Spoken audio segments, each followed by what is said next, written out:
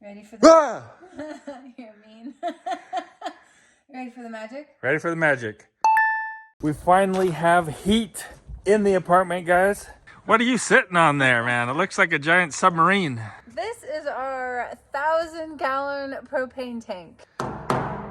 Maybe it's the prepper in us. I don't know, but having 1,000-gallon propane tank sitting outside your house is a little bit comforting in times like these. What do you think?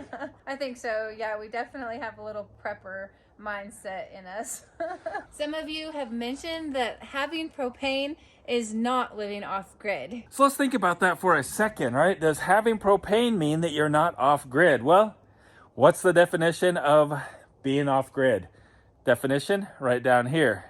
Propane is actually off grid because you are not connected to the public utilities, right? You are using something that came from somewhere that was connected to a public utility. That just sounds super confusing to me. That's right. Maybe we're getting off on a technicality here, guys, but you know, these clothes, they came from somewhere that was connected to the grid. All of the lumber, that hose, that tractor. Maybe we're actually off grid in a modern way. You think about the pioneers, right? They came across the prairies to homestead property in Oklahoma or something. They brought with them the finest technology of the time, right? They came in huge wagons pulled by horses that had bridles and reins. They had cook stoves in the back. They had cast iron tools. Some of them brought pianos with them. Some brought pianos with them. Can you imagine? Yeah, you know, I mean, so they homesteaded. We would think very rustic and, you know, like pioneery. Well, they were pioneers, but they took with them some of the finest technology that they had at their times. So for us to be out here and use the finest technology that we have at our times is basically the same thing. By definition, being off grid is just not connected to one or more public utilities, right? This is not a public utility. This is something that you actually bring to your property or have brought to your property that doesn't come through a pipe, like natural gas, right? That would be a grid tied thing. How's this get into there? All right, well, first of all, let's open this guy up here. I'll show you what we got. We've got the valve right here. Turn it on and off here. This is the first stage regulator. Takes it from tank pressure down to line pressure. This right here is the gauge. Should be at about 80%. They don't fill them up to 100%. That way you have some expansion room in there for temperature changes and things like that. This right here is where they fill it. This is the emergency blow-off valve. Like if there was, say, a forest fire and the forest fire came through here, this would not explode. This valve right here would pop and you'd have like a flame whoosh, shooting way up into the air. That's a safety feature. All right, so it comes out of here and goes down this tube. There's yellow poly tube inside of here and goes under the ground over there. Comes up out of the ground right here into this second stage regulator right here. It's not attached yet because, well, the siding's not on. Comes through the wall, runs up this pipe, whoosh, goes over to here, goes to the kitchen stove, goes over here to the hot water heater, and then eventually it gets up to the furnace. Let's go check that out. I know that all of you are super happy to see some handrails on these super scary stairs. That's right. Now Jill feels loved. I feel loved and safe. Thanks, Marty. You're welcome, man. You should thank the subscribers that kept complaining about it. I know. I am so thankful to you guys. You kept Marty accountable. I guess next is safety gear, Jules. Like mask and eyewear and I don't think that we're bubble wrap. I don't think we're that professional yet. We're not that professional. Maybe next year. All right, so we're up here in the apartment. Right here's the gas line for the hot water heater. Hot water heater mounts right here. This is the intake and exhaust for the hot water heater. Here's the hot water heater loop, drain for it. It is a condensing hot water unit, so we have to have this drain here that ties into the plumbing. Blow off pipe right here for it. So then we'll cruise over here and I'll show you the furnace. It's up here. What if we actually start it up for them? Get some heat in here. So they could hear it. Yeah, and so I could be warm. Okay. The heating guy came yesterday and hooked it up. Got it going for the, to test it all. How about you turn it on? Okay, I have to put my coffee down. This is how I work. One hand's free for working and one hand has coffee in it. There you go. Right, ready? That's right. Sometimes. A lot of times. I can do a lot one-handed. One more sip. Okay. Here, I'll hold it Okay. while you work. All right, so you just take those 2 wires there. These are the thermostat wires. And Hook them together. hook them together. Oh wait, it's already got a little loop in it. Yeah. Cool. Ready for the... Ah! You're mean. Ready for the magic? Ready for the magic. Okay. Okay, like bend that over there so it stays connected for sure. Oh, I hear it. We'll hear it. All right, so that is the... What's the initial? Yeah, that's the initial fan there. Start up. Can you hear it? Maybe. Maybe you should... Here, you should have your coffee back. Thanks. I'll Maybe go you up should there. Take them up the ladder, yeah. All right, so that is the fan that gets the air flowing for the burner. What's going on in there? We've got something glowing red. There we go, we're lit, man. Look at that. The burner's going now. Once it gets up to temperature, then the fan will come on. And then we'll have heat coming out. This right here is the furnace that we're using. This is the plenum here. We got all the ductwork coming out of here, which goes to each of the different registers in the rooms. This is the return air coming into the furnace here. And this black one right here that's just ending right there, that's actually a fresh air intake. And so that'll be connected to the outside of the house so that it can draw some fresh air in from outside so that you're not having like the same old stale air circulating inside of your house. All right, here's one of the registers with warm air coming out. Can you hear the air? We should see how many watts that furnace actually uses because we're going to be running it off of our off-grid solar system. Went ahead, shut it down. And this right here is called a kilowatt. Basically, it lets you monitor how many watts one specific appliance uses. Right now, we can see how many volts are being supplied through this extension cord. We've got 117.7 volts. We'll go ahead and put it on watts. Right now, we have 0 watts. Plug in the furnace, and when it's turned off and the thermostat is off, it uses 6.4 watts. It'd be better if it didn't use anything, but that's what we got, so that's what we're gonna have to deal with. Okay, would you go ahead and turn it on there with the thermostat? All right, we're getting ready to light here. So we're using 54 watts, 55 watts. Ooh, the fan's starting up, sounds like. Go, now we're burning right now. You wanna go see if you feel air coming out of a register? Yeah. Jules is gonna go, oh, the fan must be on now. We're at 82 watts, 83 watts, 79 watts, 125 watts. So it looks like while the furnace is fully running, we're using 150 watts. Yep, 150, it's stuck right there. 150 watts? Yeah, 150. Is that good? Is that bad for our off-grid situation? It's not too bad. I feel actually disappointed in that ghost load. Yeah. Like we're really pretty careful about not having ghost loads. You know, like we don't leave the microwave plugged in and stuff like that. So it's kind of disappointing, don't you think? So actually it's not gonna be like a really huge load on the system.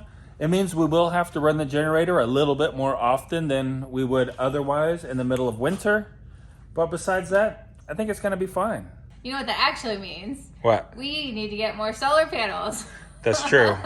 And batteries. It's like the Amityville house in here, guys. I mean, like, since it's warmed up a bit, today's a lot warmer. It's probably like 50. Plus we've had the heat on testing it. And look, man, the flies are waking up. There's like a ton of flies in here now. We're gonna have to fog again, kill all these flies. It's so weird because we have all these black screws, so they all look like little black flies. Maybe you're wondering why we put the furnace up in the attic like that. We got professional advice on how to install this thing. And like he helped us design it and where all the ducts go and all that kind of stuff. And so he recommended that we put it up in the attic to save space. And it's just a common thing that they do up here. And so we're gonna have to build an insulated box around it up there because this is a condensing furnace and it could freeze. But Apparently, that's common. That's what they do up here. He sold us all the equipment, told us what to do and how to install it, and then we went ahead and we installed all the ductwork. We put the furnace up there and everything all by ourselves. He came out and started it up to make sure that everything was working good and there was no like malfunction from the manufacturer or anything like that. So we're good to go. And once we get it all insulated, we'll be able to heat this place like nobody's business. If you're living off grid, why didn't you just put a wood stove in there, right? That's like the off-grid thing to do. Yeah, it would be an off-grid thing to do, but this is a place for guests to stay once we move out of there. And so we didn't want to put a wood stove in there and have guests working the wood stove and possibly burning down our house, you know? So we went with this. It just seemed like the simplest and safest thing to put in there for guests to operate. So the apartment also serves as like a emergency source of income. In case we needed it, we could rent it out to somebody and then have an income coming in if we needed it. Hopefully we'll never need that, and it can just be for guests and friends to come and stay here. Maybe fellow YouTubers like Keeping It Dutch next time he's here. Hopefully he can stay in that apartment with his family and they can just kick back and enjoy the beautiful deck and the view. And maybe Sarah. Maybe we'll rent it to Sarah. That's right. Maybe Sarah, when she graduates college, will come here and rent this for a very good price, like $5,000 a month. That's all. That's awful. Maybe $250 a month. Would you do that, Sarah? Would you move here for $250 a month? Are you bribing your daughter? I'm bribing her. It might have sounded like Jules was joking around about us needing to get more solar panels, and she wasn't. That's the truth. These are the 10 solar panels we have now. There's about 3,000 watts of solar there. The problem is, this is winter, right? It's like 2:30 in the afternoon. The sun is there and it's gonna set right there. We've got about maybe 20 or 30 minutes before it gets behind that hill. The sun goes right across the top of these trees like that, just like that right there. And it's not even the winter solstice yet. So we are planning on getting more solar panels. Hold on to my foot, please. What? It's dirty. Just hold my leg, just so that I can, just hold it. Just to be sure that I don't fall. Tex is helping. There we go. Now you can see, right? Up there on the roof right there. That's where we're planning on putting solar panels, hopefully next spring, summer. And then when it's coming across the tops of these trees here, it won't be hitting them because they'll be up high enough that it will be getting sun more. In the summertime, we got more power than we know what to do with. What are you talking about? So to be honest with you guys, we got a pretty late start to the day today. Seth had an orthodontist appointment this morning. We didn't film that. It was just kind of lame. We had to get some supplies for insulating around that furnace up there and just some other things that came up. You know, daily vlogging.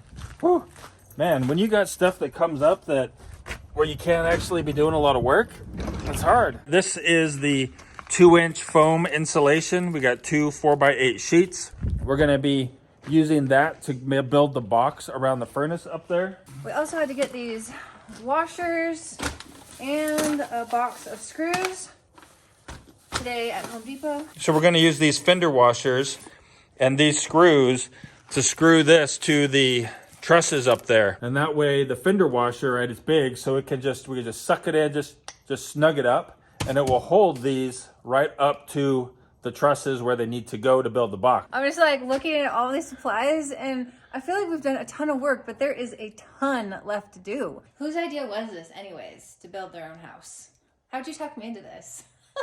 I feel like actually a lot of the guys who watch and comment ask that all the time. How'd you talk your wife into that? You should answer that question, Marty. All right, this is not the official question for today. That'll be coming up later. But that is a good question. How did I talk Julie into moving out here and wanting to build our own house? And starting off in tents. Camping tents. I don't think there was much talking you into it, was there? I think you were on board. I'm always on board. There's actually only one idea that Marty has ever had that I've been like, I can't do that. Do you remember what it is? Being a team of truck drivers? Yeah. I just can't do that. I just can't sit still like that. I mean, obviously I can, but I don't think it would be good for my mental health. Or maybe your roundness. Oh man, if I did that, I would weigh like 300 pounds because I'd be so bored I'd just like eat all the time. Yeah, me too, for sure. And you know, truck stop food is good. Yeah. I mean, it's like... And I like to eat. You know, you might think it's bad food, but greasy fried food is delicious, man. I would go for like red vines and like, what are those little nibs? Uh-huh. They taste like plastic, but for some reason I like them. Yeah, man, I'd go deep fried burritos, you know, breakfast, lunch, and dinner. I think this lifestyle is being active is better for our overall health. Yeah, so Jules is really like, basically every idea we've had, she's been on board with. Yeah. Except for the truck driving idea.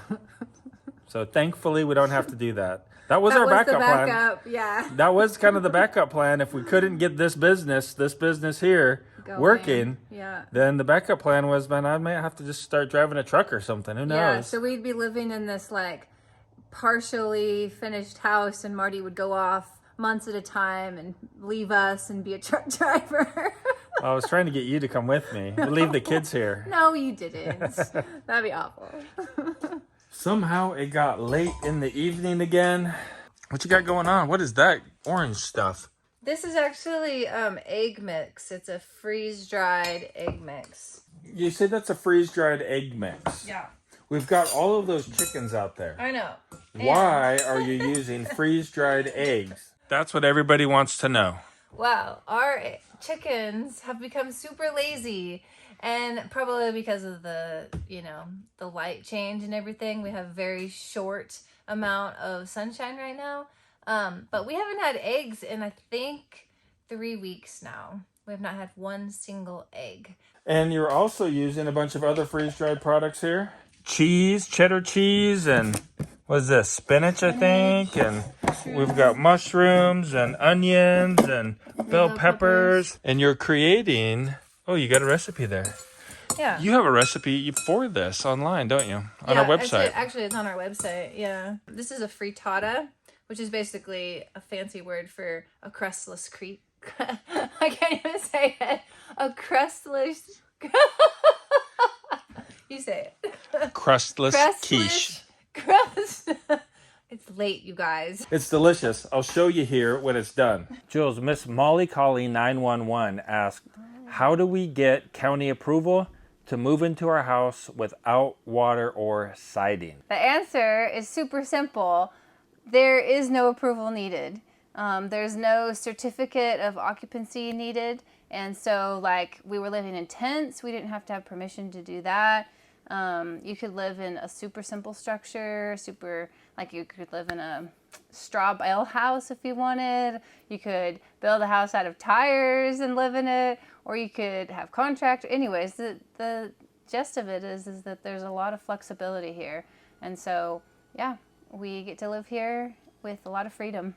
We need to get the hat because we are doing a giveaway today. Did you know that mayonnaise gets sap off your hands really well? No. It does. I know WD-40 does and gasoline. I know, but I'm in the kitchen and I don't have either one of those, but I do have mayonnaise. But honestly, I like the WD-40 smell so much better than mayonnaise. I wish they made WD-40 cologne. Well, that might be weird. But the mayonnaise works really well too. Hey, look at this, man. Something's done. A frittata and biscuits. It needs a little time to cool down, so why don't we do our push-ups? So you guys ready for push-ups? Ooh, okay. And then we have a giveaway. You want to do the giveaway today? Yeah, I feel like if they've made it this far in the video, they deserve a giveaway? They deserve a video, because I think that today's video is a little strange, I'll be honest. All right, you made it this far, guys. We're going to be giving away one of those hats today. We'll tell you how to do that here in just a second. Are you ready? Okay, you call them out. Are you ready? Tux is ready. You can email us a video clip saying that you have accepted the challenge, and we might just put it in one of our videos. Yeah, do that. That'll be so much fun to see how many people all around the world are doing this challenge. That's right. I'm Kyle Beard from Princeton, Texas, and I accept your push-up challenge. Johnson family, let's go. 1, 2, 3.